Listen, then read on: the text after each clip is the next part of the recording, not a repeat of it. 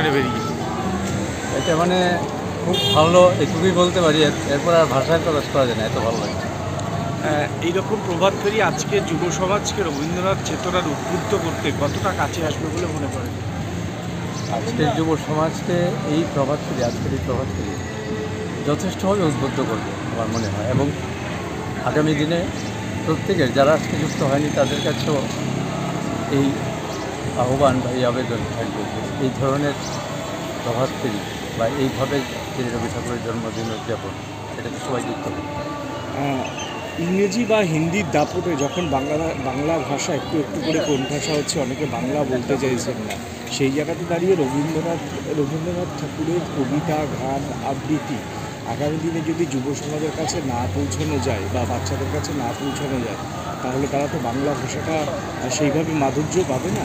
আজকের দিনে তাদের কাছে কি বার্তা থাকবে?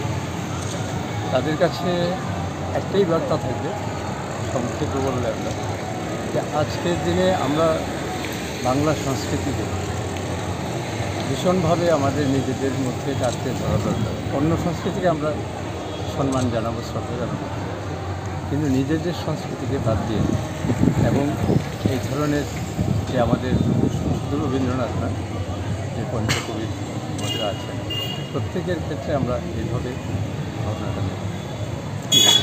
খুবই ভালো লাগছে। এটা আমাদের প্রতি বছরই এই দিনটা এইভাবেই উদযাপিত হয়, কিন্তু এবার বাংলা সংস্কৃতি বলের উদ্যোগে যে বিশাল শোভাযাত্রা আয়োজন করা হয়েছে, সেটা সত্যি আজকের দিনটাকে আমাদের কাছে আরও বেশি আনন্দের করে দিয়েছে। খুব ভালো লাগছে কবিগুরুর জন্মদিনটা এইভাবে আমরা পালন করছি সবাই একত্রে, এই শোভাযাত্রার মধ্যে দিয়ে, বর্ণাঢ্য শোভাযাত্রার মধ্যে দিয়ে।